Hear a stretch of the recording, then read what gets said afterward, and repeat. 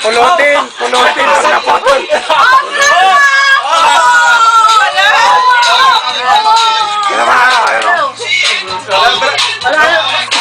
Hindi naman pumasok na ako ito.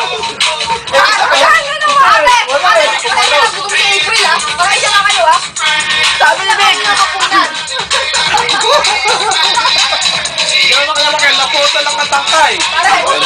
Nila? Akala ko nagagawan sa kanila eh. Ang galing nilang kumain ng hapon. Iba talaga yung mag-asawa na hindi nakakaya. O, sino panalo? Ayun. Ayan ang panalo. Ayan ang panalo. Pwede na yan siya eh. Okay. yan, yung kumain mo sana sa bala.